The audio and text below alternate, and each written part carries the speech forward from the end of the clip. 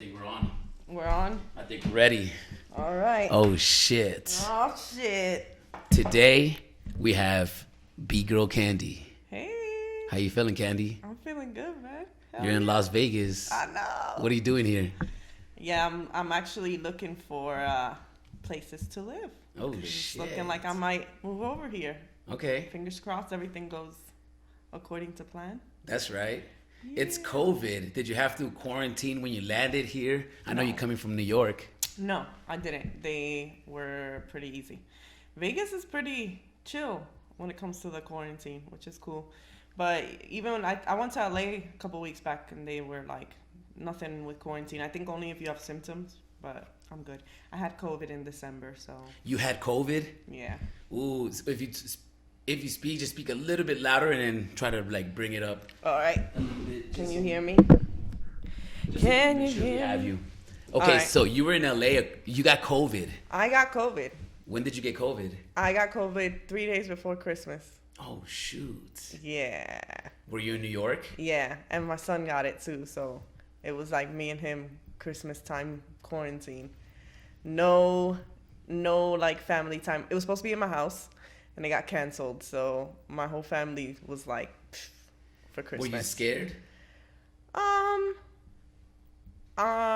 You know what? I was more scared when I didn't have it of getting it, but once I got it, I was like, this sucks, but I think I'll be alright.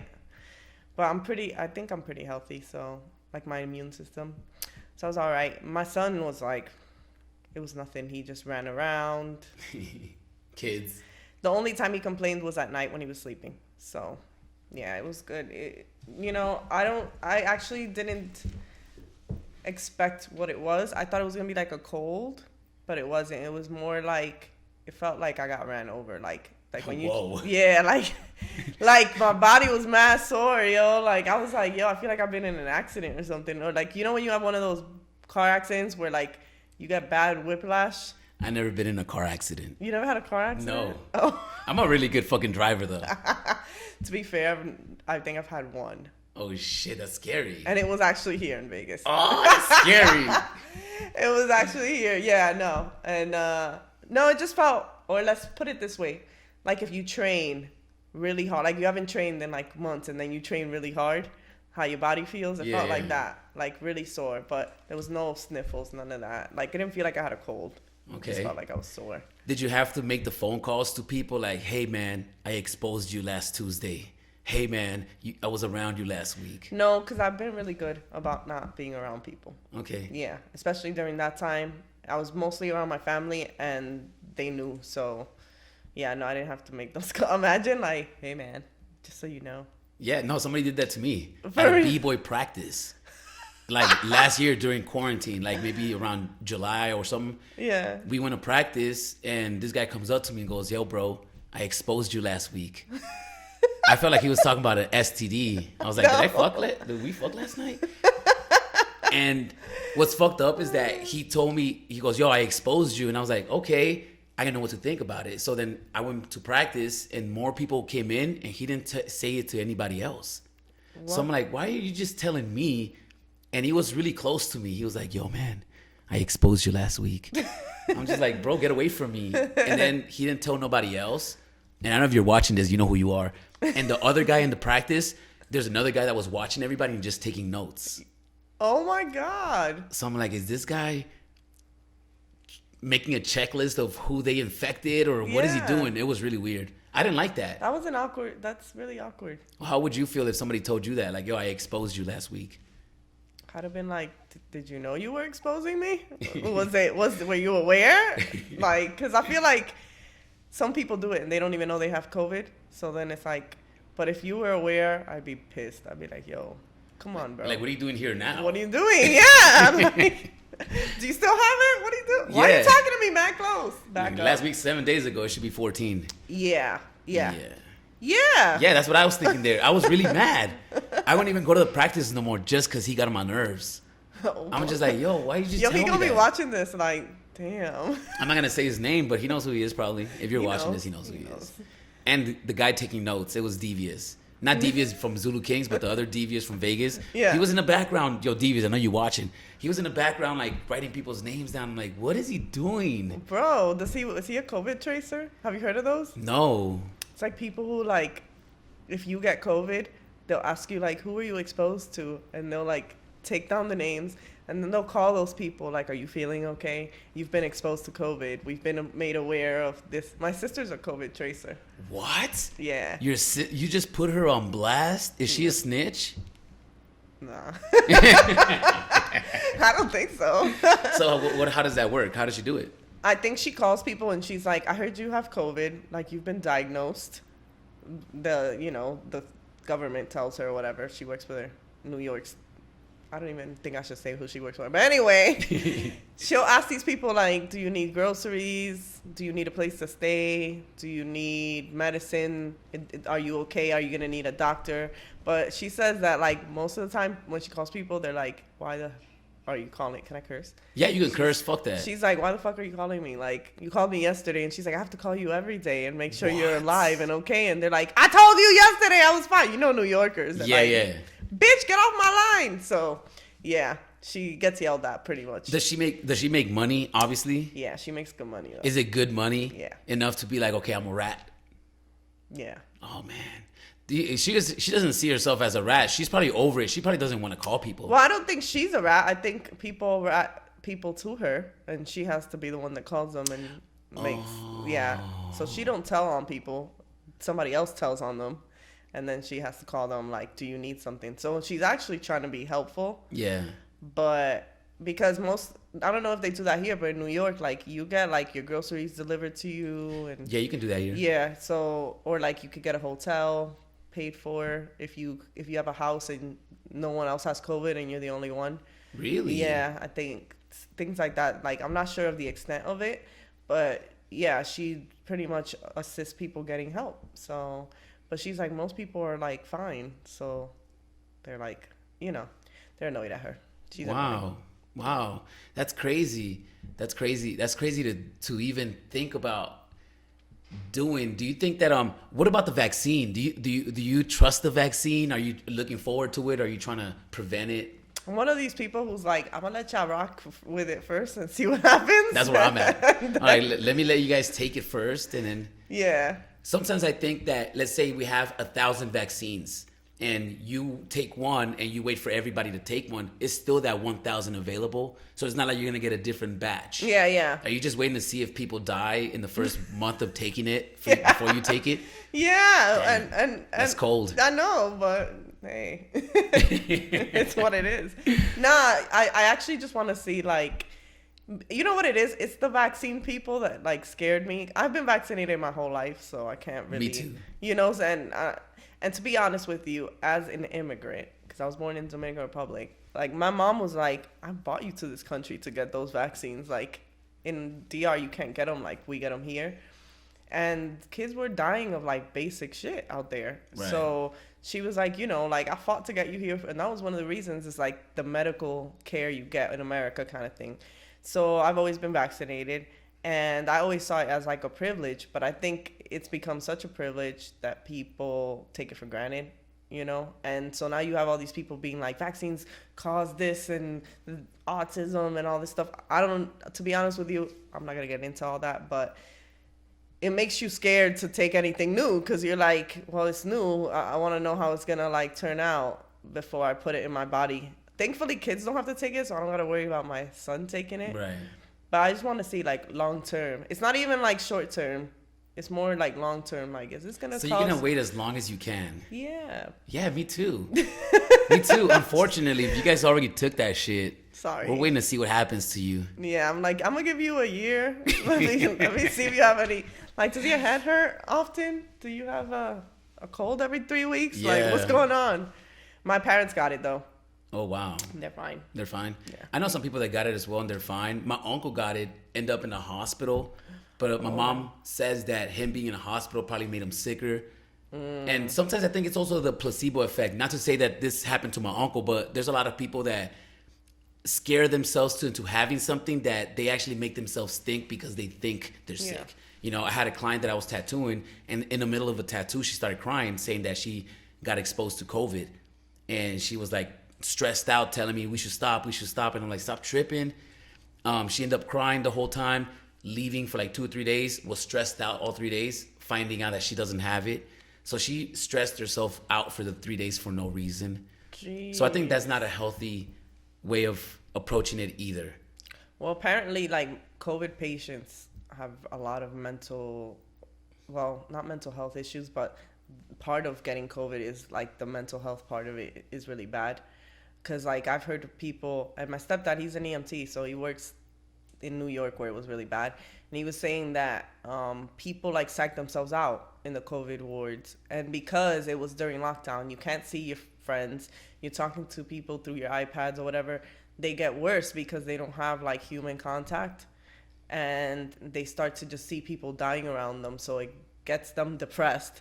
And then once you get depressed, they get sicker. So he was like, it was like a cycle. He was like, walking through a COVID ward was like depressing as hell because, wow.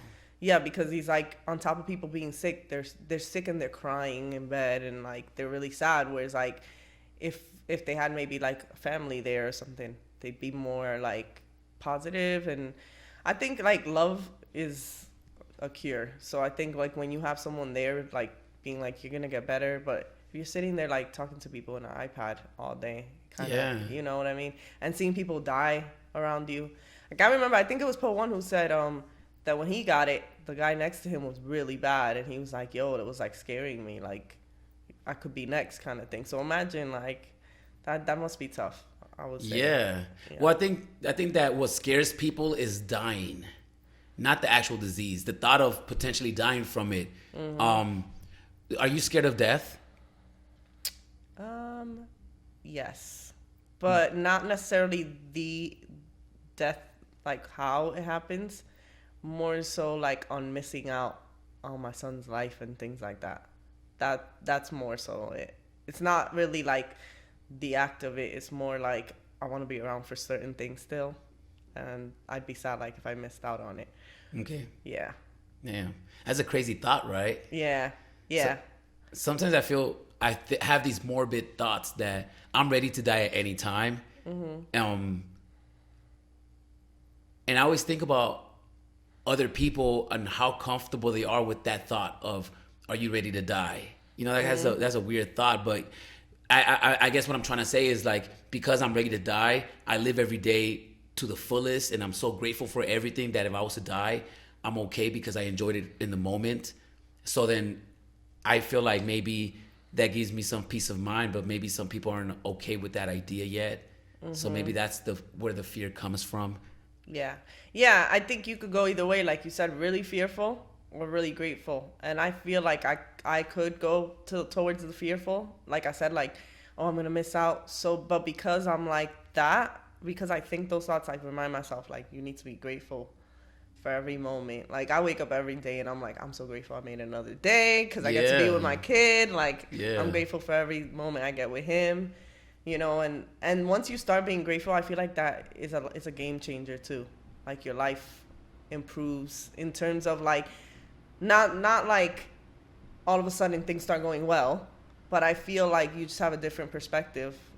Like you just look at every day in I'm either gonna hate it or I'm gonna love it, and it's like, well, I'm actually grateful to be here, so I'm gonna love it. You know what I mean? Right. I feel like sometimes people take things for granted. Like I said earlier, like there's a lot we take for granted, I think. Yeah, there is. You know? Do you feel like you're the type of person that when something happens to you, you hold on to the negative aspect of it for too long? Or do you let shit go easily? I think I used to be that kind of person that used to hold on to things, but I think motherhood changed that. Like, I don't have time to hold on to things. And also, even like seeing with like, when you see a kid make a mistake and you realize like how devastating it is for them to make a mistake, but to you, you're like, it's going to be fine. Like, you just spilled something, like, we'll be all right. And so kind of teaching my son those lessons helped me learn them too. So like when he does spill something, I'm like, it's okay, we spilled it, but what we do is we get back up, we clean it up, let's do it. And he does that now too. Like if he spills something, he goes, Mom, I spilled it, let's clean it up. And I'm like, okay, cool, like take it in stride. And I have to remind myself, like, I need to take things in stride too. So like I learn a lot from teaching him, because I learned from my mistakes. Like I learned from holding on to things how much it can really affect you over time. And I'm like, I don't want you to be that kind of person. I want you to be the kind of person that's like, now let's find the solution, you know? So like now I'm more like that. But before, no. Like before I used to be like, bitch, I hate you. Yeah. I've had a lot of, like over the years, 2 times where I've hit people up being like, yo, I just want to say I'm sorry because I was an asshole. Like, yeah. Do you feel like being an asshole before helped out your breaking? Yes. In which ways? It makes it more like the go off more raw, I think, or like just harder. Like I don't see that oomph as much anymore as I used to see before, and I think it's because we all had that like raw emotion behind it. Like a lot of us, I feel like we were pissed off at each other, so we were like going in. Yeah, it was. We were mad. Yeah, we were like, what, you trying to, like, I think somebody brought it up recently where they were like, I don't get mad if somebody calls me out, like that's fun. And I was like, what? I get mad when people call me out, like, me too, you trying to test me, like, you know? I take shit personal. Yeah, I take it real personal. Yeah. And they were like, it was Taekwon. Taekwon's like, nah, I don't take it personal. It was part of the game. I'm like, no, man, I take that shit personal. Like, you're basically saying you think you're better than me. Yeah, basically. Like, and I'm like, no, you're not. You know, because I think like the way we came up, breaking is like, I'm the best. I'm never gonna walk into a jam and think I'm good, just like everyone else in here. No. You know, like you walk in being like, yo, I'm gonna show who's the best. I think that aspect is kind of not around as much anymore. Or if it is, like people are nicer about it. They're very like PC. Like, yeah, but we can all be great. And it's like, we wasn't like that before. It was like, no, I'm that dude. Or do you think that there's so many one-on-one competitions nowadays that people don't even give a fuck about creating crews anymore because there's no crews making everything's a one-on-one, so now people are just more all about themselves and worrying about their own career than building a crew and building some shit together? Because part of being an asshole was part of being a crew. It was like, oh, fucking Massive Monkeys is over there, we're gonna just go call them out. It's like, even in Beat Street, that's just what it was a crew versus a crew. yeah. Do you feel like one-on-one competitions takes away from that magic?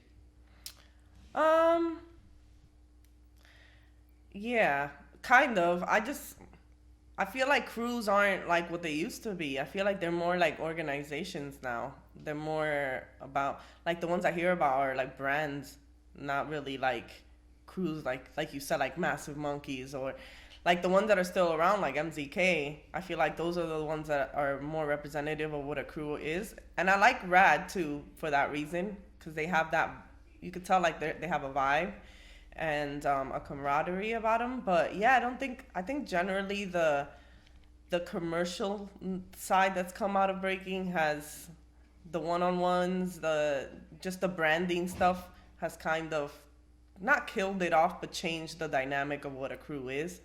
I think people now are crews for like money and business interests, versus like before we were a crew because we were all like-minded people and we were on a certain level and we wanted to rep a certain way. I think now it's more like, yo, I'm sponsored by this brand, so now you are too.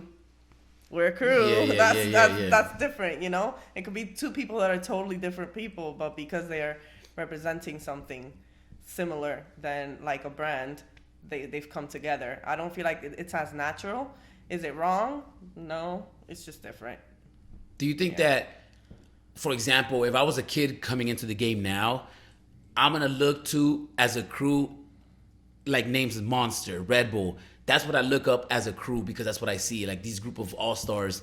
Do you think that's just how the time is? That's just, times change and that's just the new version of a crew? Or do you think that kids are still looking forward to building something with their best friends? Do you, like, I mean, I don't even know what I'm asking. I might just be lost in my thoughts right now. I don't know. Like, I went to a practice the other day I told you about with all these kids, and they have that bond. And like they were, they're all like a little crew, but they're all mad young. Like it's different. It's like they're still gonna change. So I don't know if they're gonna still grow into being that crew and staying within that, or if they're gonna go off and try and be like Red Bull All Stars, depending on because there's always that guy who excels a little bit more. So I don't know, but I think it's good to have that base crew, like that family crew, and then like if you want to go off and do some stuff, do it. But yeah, I see it now. It's just different. I think we all came together for a vibe. Now they're coming together. It's like, oh, because we're in the same studio, or we take the same class. Everyone's so much younger too. Yeah, true. There's a lot of more kids. Yeah. Breaking. Yeah, like I feel like we were all, when I started, I was 16, and I was one of the youngest ones around. But people that were like around, they were all like in their early 20s. But I feel like you can still party then, and we were all doing crazy stuff that like kids now. It's like there was more of a party aspect. Yes. When I was involved, we weren't involved. And I think that when I was breaking, I can know about breaking events. I'm from the West Coast, so I can see b-boying.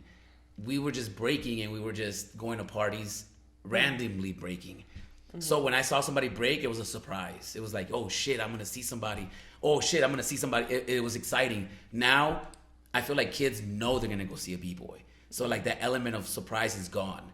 So it's not like you're randomly at a bar and then you just see somebody doing flares and it's like, oh shit, let me go battle them. Yeah. Now it's like, I know I'm going to do 16 rounds on Saturday and I'm going to be there at 9 a.m. And it's really structured. I think the element of surprise is gone from breaking.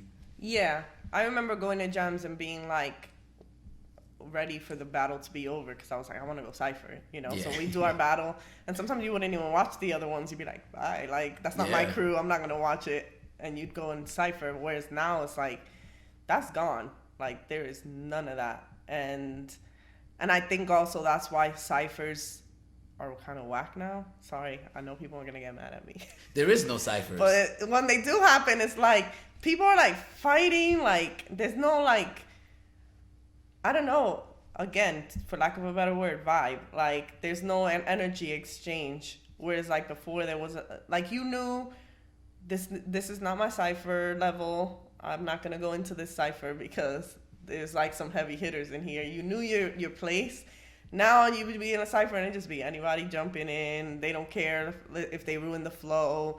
People could be battling. Someone just randomly jumps in and you're just like, you are not feeling this out whatsoever. It's just like a desperation. But I also think that's because our generation, like, tells the next generation like this is what you need to be like a dope b-boy, and this next generation takes it to like too far. Like they OD with it. That's right. Like if for example you tell a kid, yo, to be dope you need to cipher like and get your rep and battle people, that kid won't just go out there and feel that out. He'll be like, well, Smurf said I need to cipher, so I'm going to go into every single cipher every single time, even if I don't feel it, because I want to tick that box that Smurf says I need. Right. And it's like, no, like, you don't need to go like that. Like, calm it down. We need to be specific with them. We need to be like, you need to feel it out. Find the moment when the time is right. Yeah, like, don't freaking beat people up to get in a cipher just to get a round in. It's not about how many times you're going in. It's like, it's finding that right moment. So yeah, I think like, I feel like that's this generation in general though. They want things like, so they're just trying to like make that to-do list and tick it off. Where it's like breaking is a process. A lot of it comes from the process. Dickies, check. Yeah. Pro kids, check. Give out the cock, check. Tap mill. Check. Tap mill. Oh my God. Why does everybody do tap mills?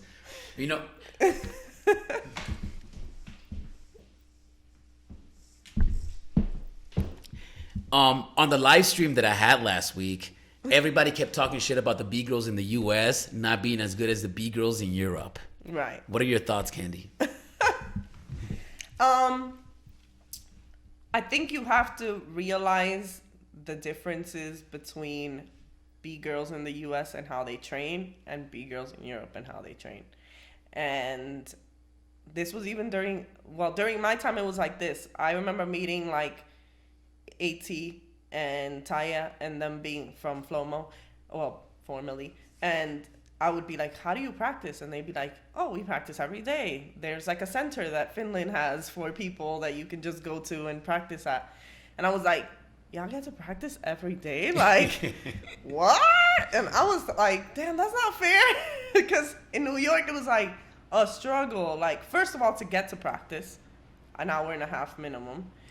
And back then, like, it's not what it is now. Like, if you said to, like, any kind of government agency, I want to do a breaking program, they looked at you like, that ghetto shit? No. So it was like you had to fight to even open a practice spot. So there were maybe like 3 practices a week. Took forever to get there.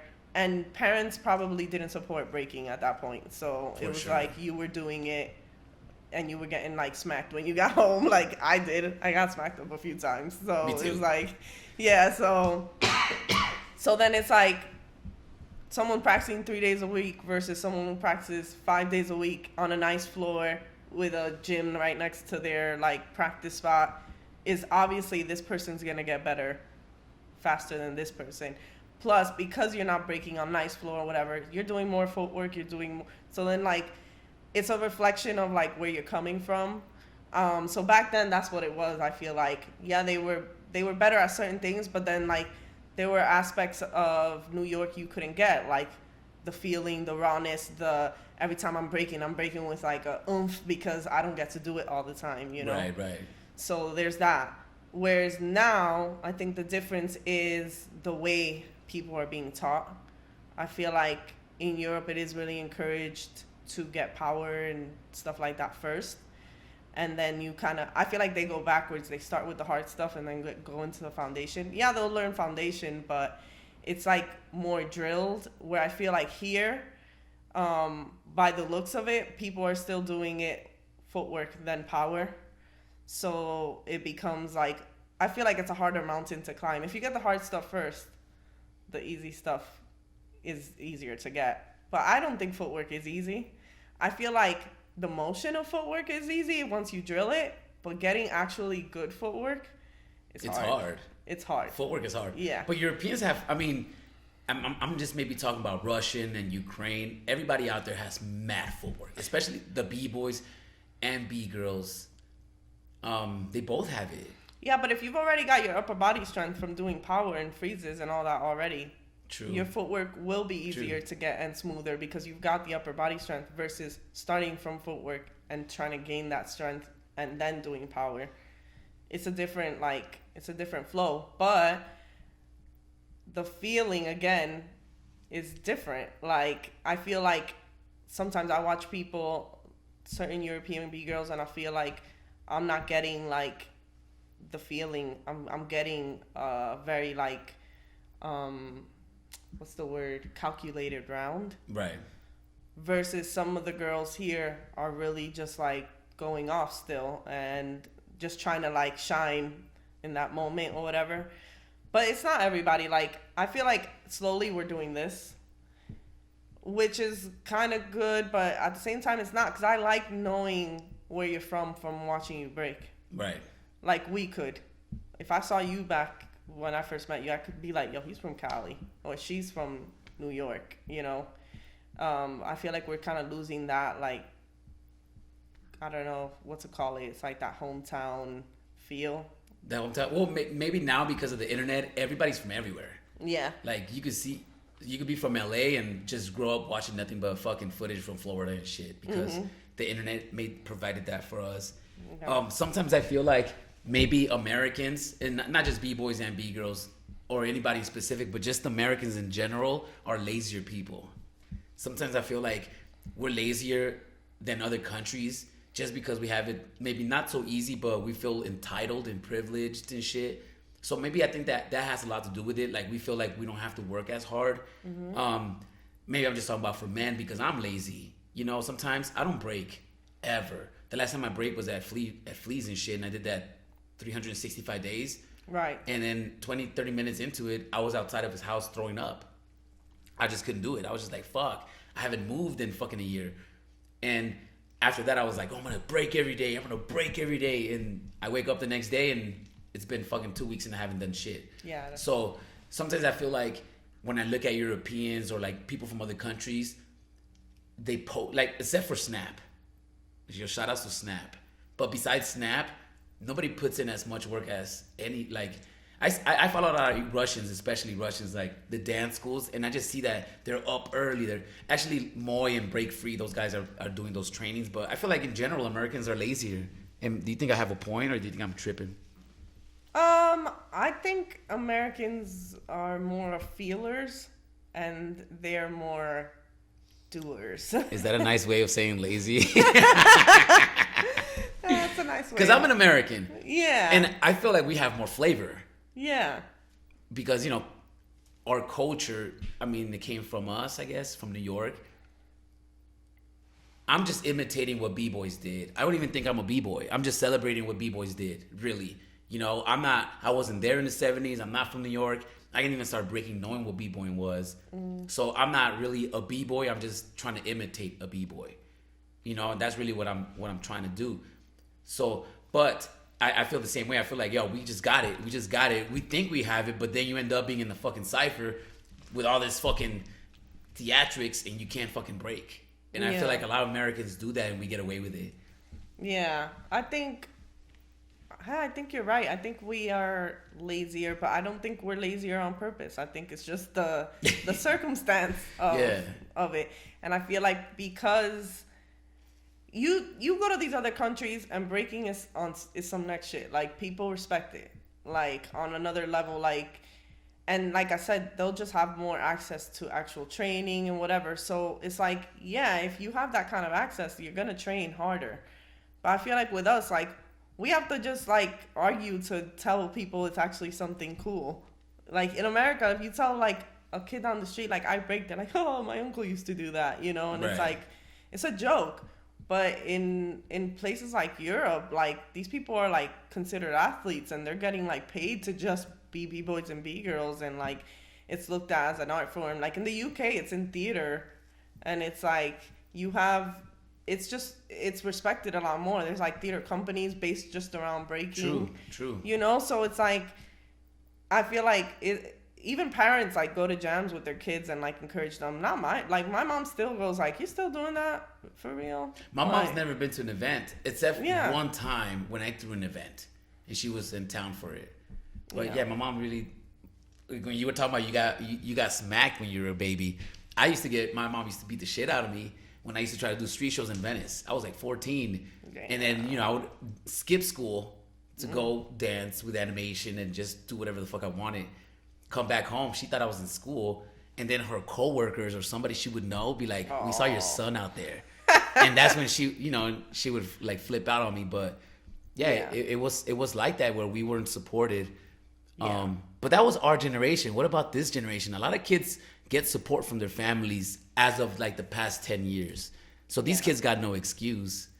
But I think you see it, that's where you start to see it now in these newer kids that are like super nasty, and you're like 13 doing some craziness. And I think you're starting to see that in this generation, especially this new Olympic generation that's going to come up. Right.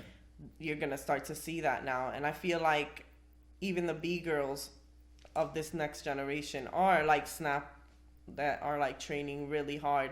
But I think the aspect that you learn as an American is like, you can outwork people, but it's not going to bring you that style. You can't work that into who you are. You have to find that. And that's where I think people are going to like kind of get stuck. Or I hope they don't get stuck. I hope it comes with time, because sometimes it does come with time. Like, I feel like everybody goes through phases in their breaking, and then you eventually find that yourself in it. But yeah, I think that a lot of people are now really focused on that work phase, and it's like, you can work really hard, but you can't work and find flavor. Like, that comes with battling and time and even ciphers. Well, you're born with it. Yeah. Some people are just born with a character. You know, like you can't, some people could just break all day for 100 years and never be fresh. Unfortunately, I know you guys are listening, probably breaking every day. Why I never win? You might never win, but it's true. Sometimes sometimes I feel like I look at somebody and I'm like, yo, they just have it. Mm-hmm. Like, who's your favorite b-boy? I would say it's K-Mel. Oh. Yeah. Okay. I would say it's K-Mel too, obviously.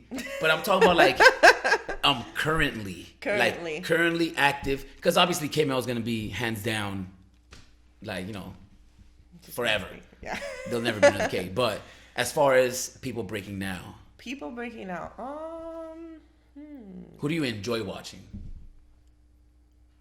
See, it's not even now. It's like I don't even know if he's still breaking. No, he has to be still. Is Justin still breaking from Justin? Justin from Menno's crew.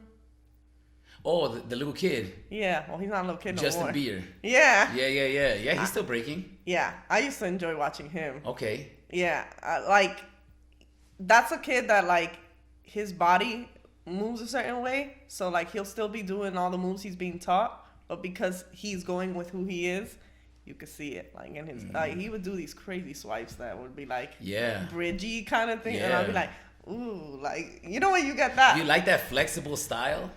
No, but with him, he made it look fresh. He like, did make it look fresh. He made it look fresh. He made it look like, it reminded me of like, don't want to bring him up right now, but legs. Like, you remember how you used to do swipes that were like extra, like twisty? Yeah. It was like that. It reminded me of that, but he brought his own little finesse to it. And like, he turned it into his whole style. Like, just like the way he would even get up out of things, just like he'd be bridging out of them. Like, I like that Lorenzo kid too. Lorenzo kid is nasty. Yeah. Oh my goodness, that fucking kid is on some. But that's another one. Like, you could tell he works hard. And that's what I mean. It's like, even with the kids, like American kids, there's no American kids fucking with no European kids. Yeah. It's not happening. Yeah. And these are perfect examples. Like, these kids are every day they're fucking putting combos and they're not playing with this shit. They're Olympians. Mm-hmm. Do you see any American kid? I mean, I'm not aware of, but do you see any American kid that has the potential to go up against a kid like? Yeah, I think that kid, ATN's son, Robes. Oh, Robes, okay. I think he has a potential to go. Okay, dope. Yeah, but I think, like I was saying before, he's got the hard work part down. He needs to find that self in there. You're talking about Lorenzo? Robes. Robes, okay. Yeah. I think he still needs to find that, like, flavor that's his. I feel like he has the hard work part down. Like, he's definitely working hard enough, and he's that kid that, like, you can be like, do this move, and he'll try it, and he'll get it. You think he can fuck with Lorenzo right now, though? No, but I think Lorenzo has found it. He's found Lorenzo the style. has found it. Yeah, he's found. He doesn't look free with it. He still looks stiff. But I feel like that's part of where he's from. Like, true. He's probably learned to be like that. So it's. But I feel like he's fresh, bro. He's one of my favorite kids. Yeah. Hands down, he's one of my favorite kids. Like, he does things where it's like, he'll get up and his hand will be like here like that, and I'm like, oh, like, like, it's just really like fresh. He's just got a freshness to him. The way he dresses. Oh yeah. The way his approach is really mature. I wonder if he has like a mentor or an older brother. Where does he get this from? He must have a mentor. He has to, but he doesn't really post like my mentor. Usually kids are more proud of that shit, but you don't really see him with a crew. You don't see him with other kids. You do, but you don't see him with an adult. You don't see him with a grown up or with anything like that. Yeah, I haven't seen him with anybody. You're right. I wonder. He's nasty though. What about Victor from Florida? Vicious Vic. Vicious Victor. Like, I feel like he's not young anymore. No, he's not young, but he's my favorite. He's so nasty. He's so nasty with it, yo. Like, he's got like everything, bro. Yeah, he does. He's got like everything. I just think the way he puts things together too is really fresh. But he does have those moments where the way he gets into and out of something, you're like, ooh. Yeah, he's just really dope with it. Did you see the battle with him and Zeku? Yes, but you know what it is about Victor too. He's got that that kid, like, he still looks like he's having fun with it. Yeah, he does. You know what I mean? He does. That's because he doesn't come off like a dick, an asshole. He doesn't look like he's serious about it. He's always just doing the shit, smiling. Yeah. I like that. I like that vibe from him. I've always had that vibe from him where he looks like he's having a good time. Right. And like he looks like he really loves to just break. And you can see that in his breaking. And like you said, he's not doing that. He's not being anyone other than Victor. And when you talk to Victor, that is who he is. So it comes off in his breaking. But he'll still come with it. Yeah, he comes with it. Yeah, but he's still like who he is as a person. Yeah. And that's something that I find that is lacking now. Like I see a lot of characters up there and not actually like people and who they are. Like some people come off mad hard and you talk to them and you're like, oh shit, you're actually really nice. Yeah, yeah. You know? Does that turn you off when you see somebody in the cypher or in a battle and they're just talking mad shit and they suck? Yes. If that's not who you are, don't do that. Like, right. If you're not going to be like that, if you're going to try to curse me out in the circle, don't try to come after and be like, hey, oh my gosh, I look up to you. And I'm like, you just like middle fingered me like 3 times. Like, don't. You just called me out. We got beef right now. Yeah. Like, and the thing is, like, I come hard with it, but that's really how I feel in that moment. And if afterwards, like, we shake hands and we're cool, but I'm not going to be like trying to be your best friend after just like giving you a hardcore battle. Like, I don't know. It's weird to me. I just feel like it just looks put on, yo. Like, you know, like even the hands and the. I hate that. And like, and it's like, who? No. Like, yeah. You could even smoke and you're out here fucking doing smoking gestures. Yeah. And like, it's just too extra. Like, just be yourself. Crazy Legs did an interview on my channel. He's my first interview on the Spin Theory channel, guys. If you guys want to go back to the channel. Oh, snap. Yeah. That's how my channel is, that official. So we did an interview and we talked about people and doing the fake shit. And he goes, yo, that's all theatrics. Because if that's not really who you are, it just comes off cheesy and unauthentic. And that's how I see it when I see people and they're overdoing it. They're like way too much. And it's like, yo, you just ruined it. You just put too much seasoning on the steak. Yeah. And it's like, if you're not from New York, why are you breaking like you're from New York? Like, you're not from New York. Like, I get that you want to have that style, but it's not who you are. And it's like, you can have a raw style from wherever you're from. Right. We've seen it done. You know, like, you see Top 9, like, they're mad raw. Yeah, they are. But they're, like, they got that Russian style. It's raw. It's still raw. They're not acting like they're anybody else. And it doesn't necessarily have to even be where you're from. It's like the country or whatever. It could just be the circumstance. Like, yo, if you came up in the studio, you're not going to break the same as someone who came up in the hood. Right.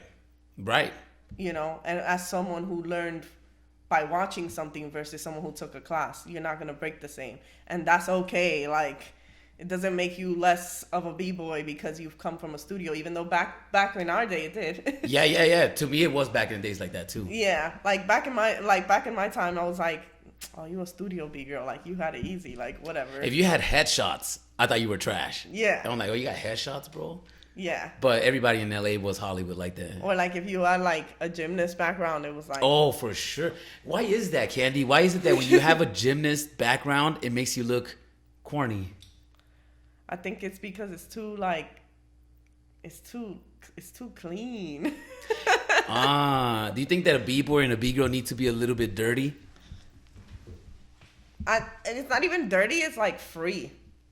There's like a limit to the freedom in the movement. I feel like when people are really gymnasty based, like they'll do a back handspring and land and be like, really like, yeah, and versus like someone who just like learned how to back handspring in the backyard. You could tell the difference. Like, right. There's a rawness to it. I think it is possible, though, to be nasty as hell and have a gymnast background. We've seen it done. Gravity. Yeah. I mean, a lot of people hate on Gravity, and I used to hate on Gravity too, but now I think he's fresh. Yeah, and he has a gymnast background, and he broke out of it, though. I know Jilu has a gymnast background, and that's part of why I don't like her style, because it doesn't look like she has the Bboy Bgirl energy behind it. But she's dope too, especially in the last battle. She's been looking fresh as far as her tops are concerned. Yeah. But they did it, and they got gymnast backgrounds. Yeah, I think you have to. Everybody has their thing they need to work hard at, And on that side of things, I feel like their freedom is what they need to work on. Whereas like other people who have their freedom, they need to work on their technique. So true. It goes both ways. Yeah, like I never had like handstands easy. Never got like, I wish I could just get up and do a 90. Like, yeah. But I can't. Me too. I have to work really hard at that shit. Whereas like, I bet you G-Lu could like 2,000. That's fresh. Out of her sleep. Like, that's great. So, you know, you can't have it all, I guess. Right. It's all about balance. Yeah. So if you don't have gymnast background, maybe you should get some gymnast background. Yeah. And if you don't have B-Boy Bgirl background, maybe you should get some B-Boy Bgirl background. Yeah. If you're trying to be a B-Boy or B-Girl, you have to put in the work to be that. I feel like some people try and skip that, though. Some people be like, well, I don't have to be... They think it's like... When you say B-Boy B-Girl, they think you're saying be like you're from New York or something like that, or act like this. And it's like, no, it's not that. It's just work on that side of things. Like, work on your footwork, work on your top rock, work on knowing your history. And, like, I feel like the more you learn, too, about the background of breaking, you start to develop a more B-Boy B-Girl style. Again, doesn't mean you got to be, like, a Zulu king or queen or whatever. It just means, like, you know where this comes from. You know the feel of it. It's just like anything else. Like, if you're going to do ballet, you're not going to just go into a ballet class and go, look, I'm flexible. I can put my leg up here. I'm a good ballerina. No, they're going to be like, nah, you need to learn, like, all the, like, form, the technique, the way you point your foot. Like, I could point my foot right now. It don't mean I'm a ballerina because you have to point it a certain way. Like, and that's the thing, too. Like, over time, I think people don't realize that the more time you have in this, the more you see that stuff too. Like, I can watch somebody and probably guess around how long they've been breaking now just by like the way they're putting their hands on the floor or the way their feet move when they're doing a freeze or even how they're freezing. Like, your baby freeze in year 2 is not going to look like it does in year 5 or even year 10 or even year 15. It's going to be like your placement, everything. And so that's why I think, like, also with judging, like, you shouldn't be judging if you haven't been doing this a certain amount of time, because there's so many little things that you pick up over time and experience. Even the way you battle changes over time. Right. Like, look at Victor. Hey! Sorry, interview. Look at Victor. He's still as dope as he used to be, if not doper, but the way he does certain things, you can tell, like, he's done that 22 times now. Right. It flows out of him versus like when he was just trying it and you were like, oh shit, is he gonna hit that? Oh, he hit it. And I was like, you know he's gonna hit it, but the way he hits it is funky. When he did some UFOs in the last battle, he put his hand behind his back for a second. Yeah. That little technique of just doing that for that 1 second is years of doing something, and it's just not like... And that's the difference between watching him and Zeku battle for me, is I can tell that experience versus... Zeku's really good, but he's not as experienced as Victor, and I can see it. But in that moment, he brought it. He did. And he was able to manage his energy. Like, Victor just came out, and he didn't even get a chance to leave the floor when Zeku was already in there and he stole eating the off of that. Yeah. You know, so I think that was a really great technique on his behalf to make it seem like he was one step ahead of Victor. But that's the thing about Zeku, is that you're seeing him actually evolve as a competitor now. Right. The way he's battling is way better than when I seen him battle like 5 years back. Right. He was still battling like a kid. I feel like now he is battling more maturely, and obviously that's coming with the evolution of his dance and his competitive like career. I think people like that, I'm afraid to battle because I know that they're always, in terms of a competition, I'm afraid to battle them because I'm like, yo, you know the formula. Like, you've got it down. Versus, like, you can tell when someone don't know the formula. They're just, like, just getting out there. That's another reason I think there needs to be a separation almost soon with breaking, with amateurs and pro breaking. Right. Because I feel like there's a knowledge gap there, and you can see it in the competitions. Okay. Okay, that's really good. So all the promoters out there, consider that. We got 5 more minutes left for this talk. We got Candy in the building. If you guys want to follow Candy, please click down below. We got her Instagram right here. And my last question would be, since we're talking about online battles and battling and stuff like that, what do you think about people doing the top 16 at home through the internet, and then when the day of the event, you're just running through the top 8? Kind of like what Break Free did last week. Because I know that because of COVID, everything went through the internet. And now that we're kind of going back into it, people are merging their events and making them half online and half in person. Do you think that's good? I think it's good to give the underdog an opportunity to get out there, because I think a lot of people don't have the opportunity to get out there. And like, there's a lot of dope people that you probably don't even know of because they don't have like an Instagram following, or, you know, they're just the underdog. Like, it happens. So I like that side of it. But personally, like, I've done an online battle and I hate doing it. That shit sucks balls. Like, there's no vibe. Which one did you do? I did the first one that they did, the first Break Free one. Oh. And it was, and I did it, I did it because it was quarantine and it was the first one they ever did. And it was like, I felt like the scene was trying to come together then. And I wanted to show my support for what they were doing. So I was like, yo, you know what? I'm going to enter. Why not? Like, I'm trying to just enjoy it. But yo, it was like the deadest, like waiting to like go and then turning on your camera and then being like, I'm gonna actually do a round now. Like, it was just felt so weird. Like, competing in general, even on the stage, feels weird. Right. Imagine like there's no one there and then you're just going, and you know people are like watching you, and anything could fuck you up, the angle. So now you're not even battling against like your moves not being on point or whatever that day. Now you're battling like, is my angle right? Is the lighting right? Could you see that move? Could you see, you know, it's just, yeah.